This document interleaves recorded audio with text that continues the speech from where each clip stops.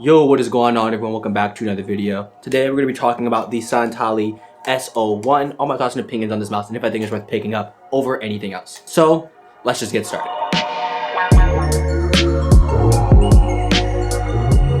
So starting off, Santali did send this mouse out to me. That doesn't in any way, shape, or form affect my opinion of this mouse, and as you know, I try to be as open and unbiased when going over all the products I do, no matter who sent it. So with that being said, let's get started.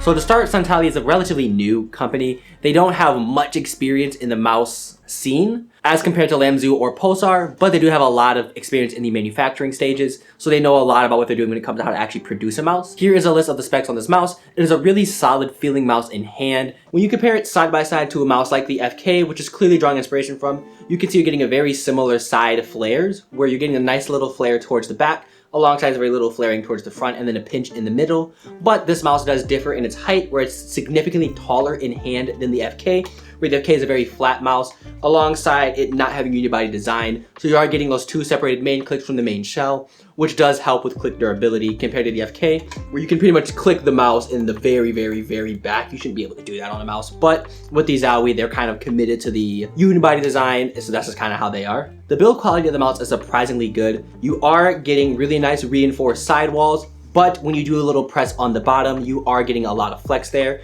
but you shouldn't be pressing on the bottom of your mouse, just don't do that.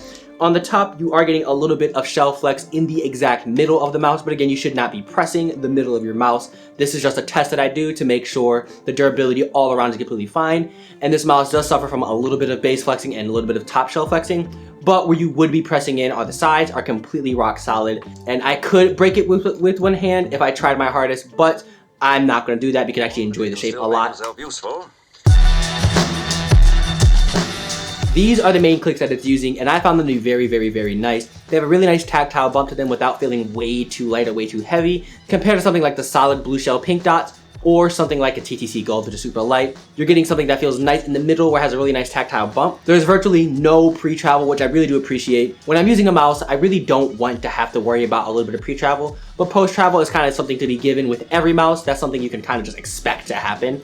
There is a lot of post-travel once you actually initiate that click. So if you do play a game like Fortnite where you have to do a lot of clicking, you probably might run into a problem with the clicks of this mouse just being a little bit too bouncy, especially with around 3 millimeters of post-travel. It is pretty bad. The side buttons are from the exact same issue, where the pre-travel is really, really, really good, but you're getting a lot of post-travel. So if you use those buttons to edit in a game like Fortnite, or if you're playing games like Valorant and use them for your abilities, you can definitely feel that push in a little bit too much, but I don't use side buttons, so it wasn't a big issue for me. But that's something to take note if you're looking to buy this mouse. The color scheme I think is really cool. It comes in its blue color with an orange bottom and a black scroll wheel. That doesn't really matter in the performance of the mouse, but I do really enjoy it. This mouse does come out of the box equipped with their 8K Hertz dongle, which I think is phenomenal. I'm tired of companies not pairing their dongles with their mice when you're selling them. They should just incorporate it into the price. I'm looking at you, Ninjutsu. Why did you silent release the dongle? I don't get it. And overall, I've just found this mouse to be really pleasant in hand. We're gonna do a couple shape comparisons to let you know how they feel in hand compared to a bunch of other mice.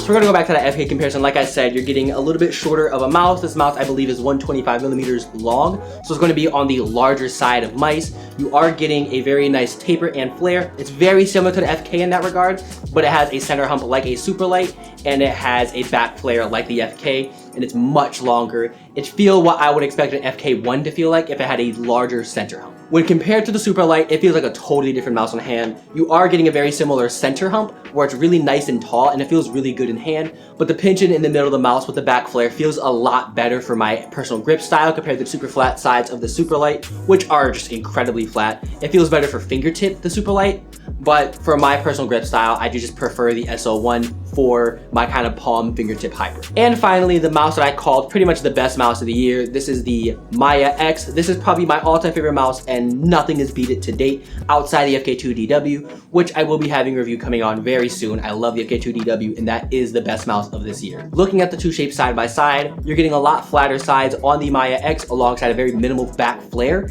compared to the S01, where you're getting a lot more push in the middle with a lot of back flare. The hump profiles are very, very, very similar, but you can see that the S01 has a little bit more of a back-ish flare compared to the MightySetups, which is absolutely dead center, but it's not enough to really call it a back hump mouse at all. And finally, would I recommend this mouse? Yes, if you're looking for something that's similar to an FK and a Superlight if they had a baby. But if you're looking for something that is generally good for all grip styles, this isn't an easy mouse to recommend. But if you play like an aggressive or a standard claw grip, this would work a lot better for you than someone who's playing fingertip or palm because of that back flare. I've learned that the tall center hump alongside the back flare doesn't work with my specific style of grip, but that's exactly why I like the FK so much, because it's flat with that nice back flare and it feels really comfortable in hand. Or like the Maya X, how it's flat on the sides and minimal back flare, but a little bit taller of a hump, so it feels a lot better in hand. But I feel like the pinching in on the sides alongside the back flare makes it just not as comfortable for a fingertip or a palm like it does for claw. But hopefully that did help you guys out with your decision on looking at this mouse. Leave a like if you did, subscribe if you want to see more. Comment if you have the mouse, what your thoughts are, and if you don't have the mouse, are you thinking about picking it up now? Let me know in the comments below. And that should be all. See you guys in the next one. You say you want it, oh baby girl, you say you want it. Baby, come get it, oh baby, yeah, you gotta get it. Hey baby girl, drop all these problems. Look at everyone who's trying harder. I don't know if I should try harder, cause you're the only one I want.